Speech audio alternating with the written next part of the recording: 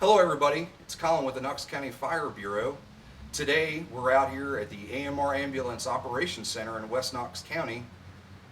We're going to learn all about hands-only CPR and AED usage. They tell me if I give them 5 minutes, they're going to teach me how to save someone's life. So come on inside, let's see what we can find out.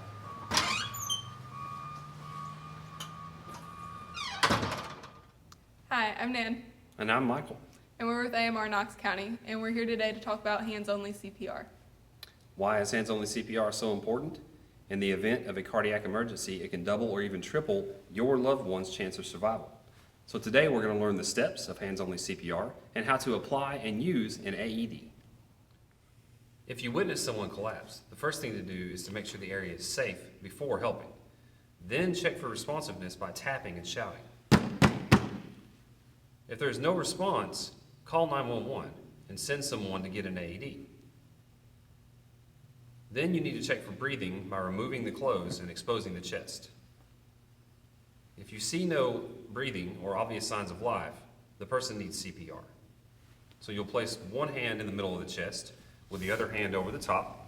You'll lean over with your shoulders over your hands, and you'll start compressing hard and fast at a rate of 100 to 120 per minute.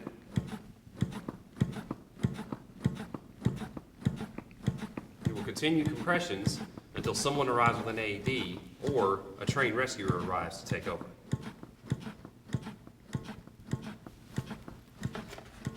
When you get the AED, the important thing to remember is to turn it on and follow the prompts to do what it says. Apply pads to patient's bare chest. As you Plug see, in pads connector next to flashing light. it will show you the pad placement. Press Apply firmly. pads, plug in connector.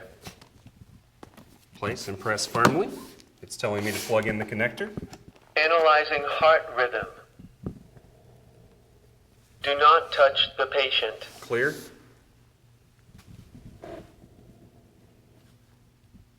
Shock advised.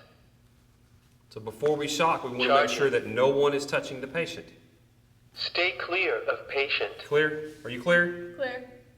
Deliver shock now. Shocking. Press shock delivered. Begin CPR. So if the person remains unresponsive, then we'll continue CPR. Again, until someone arrives to help or a trained rescuer shows up to take over.